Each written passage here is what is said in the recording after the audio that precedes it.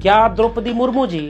कोई भविष्य में ऐसा कदम उठा पाएंगी? क्या संघ और बीजेपी के द्वारा चुनकर आने के बावजूद द्रौपदी मुर्मू जी कोई एक हस्ताक्षर उस पन्ने पर कर सकती हैं जिससे आदिवासियों के सामूहिक हित उनको पूरे हो सके? क्या केवल एक ऐसी रबर स्टाम्प की मोहर बन जाना है जैसे रामनाथ कोविंद दलितों के लिए थे, जैसे नरेंद्र मोदी ओबीसी हैं, जैसे तमाम 27 कैबिनेट के मंत्री ओबीसी, 12 कैबिनेट के मंत्री केंद्र में दलित, फिर भी दलितों, पिछड़ों, आदिवासियों के आरक्षण खत्म किए जा रहे हैं कि दलित राष्ट्रपति बनाया रामनाथ कोविंद को, प्रचार किया गया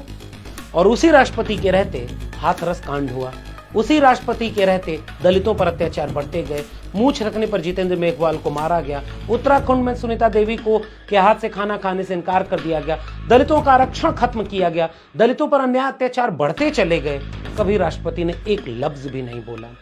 यानी एक ऐसे रबर स्टाम्प को आगे रख दिया गया है जिनका चेहरा दिखाकर आपको कहा जाएगा कि हम कर तो रहे सामाजिक न्याय, हमने दिया तो मौका 75 साल में पहली बार। एनडीए ने अपनी तरफ से राष्ट्रपति पद के लिए द्रौपदी मुर्मू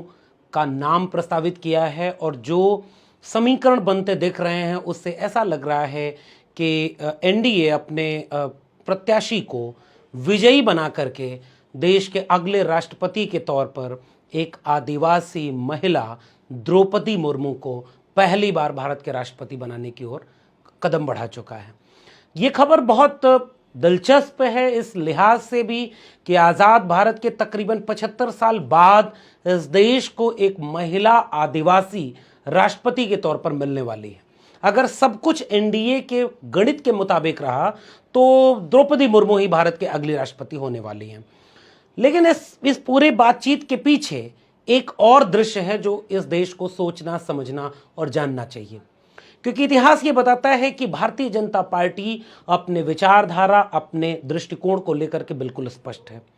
2014 के बाद से भारतीय जनता पार्टी ने हिंदुत्व के चुनाव जीतने के लिए उस सॉफ्ट चेहरे को आगे किया जो एक जमाने में अटल बिहारी वाजपेयी को सेकुलर, लिबरल, हर तरह के लोग पसंद करते हुए कहते थे वाजपेयी नेता तो अच्छे हैं लेकिन गलत पार्टी में हैं।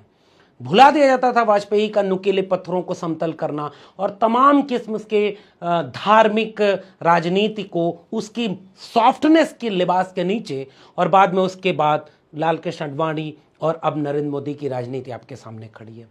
भारतीय जनता पार्टी वह पार्टी है जिसने कभी भी अपनी विचारधारा से समझौता नहीं किया। उन्होंने बहुत कूटनीतिक तरीके से हर दौर में सत्ता पाने के लिए कोशिशें की। राम मंदिर आंदोलन जैसे लहूलुहान यात्रा पर चलने के बावजूद उन्होंने कभी अपने लिए शिकन नहीं महसूस की कि हाँ हमने बाबरी मस्जिद विध्वंस किया, हाँ हमने राम मंदिर आंदोलन किया, हाँ हमने मंदिर के नाम पर वोट मांगा, लेकिन वो अपनी विचारधारा पर और मजबूती से खड़े होते चले गए।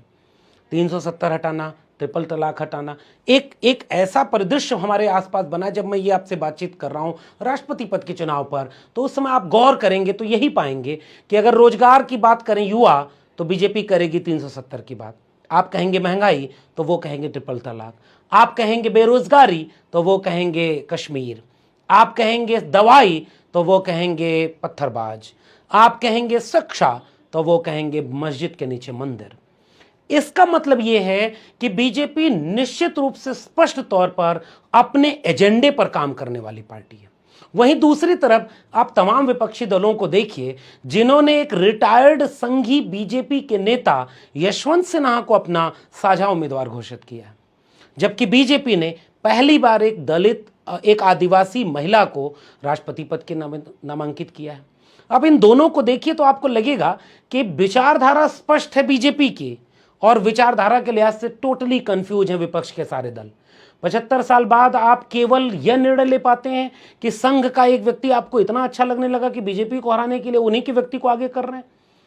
आप ऐसे भी किसी व्यक्ति को आगे कर सकते थे जिससे कि आपका नयापन दिखता, कांग्रेस का दिखता कि वो अपनी गलतियों से सीख रही है। तमाम वामपंथी, सेकुलर, लिबरल, प्रोग्रेसिव लोग यह साझा उम्मीदवार ऐसा चुनते जिससे कम से कम अपना चेहरा तो बचा सकते, लेकिन यह बहुत नुकसानदायक और घातक काम किया गया है। इसलिए इस पूरे विमर्श में हम ये बात कहते हुए कि कांग्रेस, लिबरल और तमाम विपक्षी दलों ने एक बेहद आपत्तिजनक कैंडिडेट का चुनाव किया है, लेकिन इस बात से, कांग्रेस की कमियां गिनाने से, विपक्षी दलों के नाकारापन के गिनाने से बीजेपी का काम बहुत अच्छा नहीं हो सकता है। आखिरी टिप्पणी मेरी इस बात पर यह है कि विपक्ष नाकारा है, यह हम भी कहते हैं, ऐसे सत्ता पक्ष की खूबियां गिनाना हम शुरू नहीं कर देंगे। अब आखिरी बात यह कि दलित राष्ट्रपति बनाया रामनाथ कोविंद को, प्रचार किया गया, बीजेपी का राष्ट्रीय अध्यक्ष प्रेस कॉन्फ्रेंस करके घोषणा करता है कि हमने एक दलित को राष्ट्रपति बना दिया है,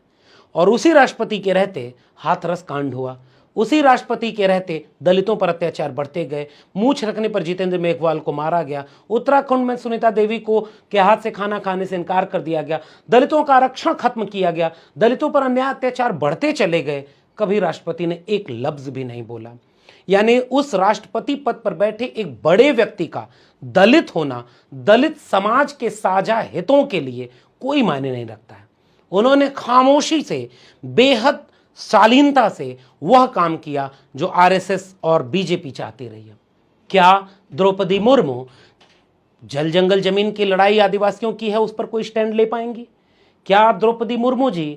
कोई भविष्य में ऐसा कदम उठा पाएंगी कि यह जो पहली आदिवासी महिला होने का एक श्रेय उन्हें मिलने वाला है, यह उस समूह के, आदिवासी समाज के संस्कृति और वजूद के चल रहे संघर्षों, हसदेव बस्तर बकसवा के जंगलों में शहीद होते, मारे जा रहे और लड़ रहे आदिवासियों के लिए कोई सुकून लेकर आने वाला है? क्या आदिवासी जो हिंदू संस्कृति के भीतर, वर्ण व्यवस्था के भीतर अपनी पहचान के लिए लड़ रहे हैं, अपनी सांस्कृतिक वजूद के लिए लड़ रहे हैं, क्या संघ और बीजेपी के द्वारा चुनकर आने के बावजूद द्रौपदी मुर्मू जी कोई एक हस्ताक्षर उस पन्ने पर कर सकती हैं जिससे आदिवासियों के सामूहिक हित उनको पूरे हो सके?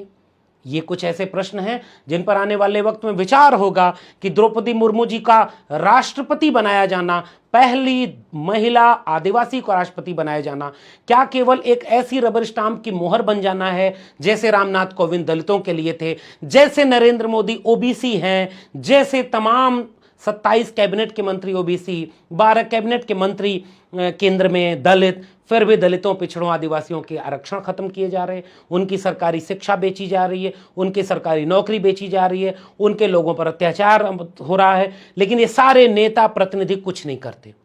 यानी एक ऐसे रबर स्टाम्प को आगे रख दिया गया है जिनका चेहरा दिखाकर आपको कहा जाएगा कि हम कर तो रहे सामाजिक न्याय, हमने दिया तो मौका 75 साल में पहली बार, लेकिन काम आरएसएस के एजेंडे पर होगा। वो जो जल जंगल जमीन है जिसे अंबानी और अडानी को बेचा जाना है, शायद एक दलित राष्ट्रपति को, एक आदिवासी राष्ट्रपति को आगे करके वो काम बहुत खामोशी से और बहुत चुपचाप कर न लिया जाए। ये कुछ हमारे खतरे हैं। उम्मीद करते हैं और ये कामना है हमारी कि द्रौपदी मुर्मू जी, जिनका झारखंड का राज्यपाल रहते हुए रिकॉर्ड कोई बहुत शानदार नहीं है, लेकिन शायद के.आर. नारायणन की तरह कोई ऐसा कदम तो उठाएं, कोई ऐसी फाइल तो लौटाएं, कोई ऐसी दस्तखत तो करें जैसे लगे कि अगर आपने पहली महिला आदिवासी को चुना है तो उसने अपनी रीढ़ पर खड़े होकर के आदिवासियों के पक्ष के लिए कोई काम किया है। वरना तमाम राज्यों के चुनावों में आदिवासियों की जल जंगल जमीन बेचने, आदिवासियों की संपदा बेचने, आदिवासियों के ऊपर अत्याचार दमन करने और आदिवासियों का वोट लेने की राजनीति बीजेपी की सफल हो जाएगी।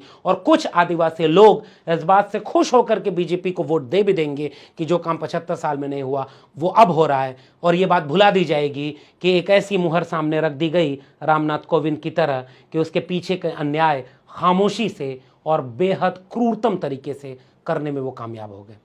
आप देख रहे थे द न्यूज़ वीक। मैं डॉक्टर लक्ष्मण यादव आपसे ये बातचीत कर रहा था। ये बातचीत आपको कैसी लगी नीचे कमेंट बॉक्स में ज़रूर बताइएगा। और अगर आपको ये वीडियो पसंद आई हो तो इसे लाइक करिए, शेयर करिए और लोगों तक पहुंचाइए। चैनल को सब्सक्राइब करिए। बहुत बहुत शुक्रिया।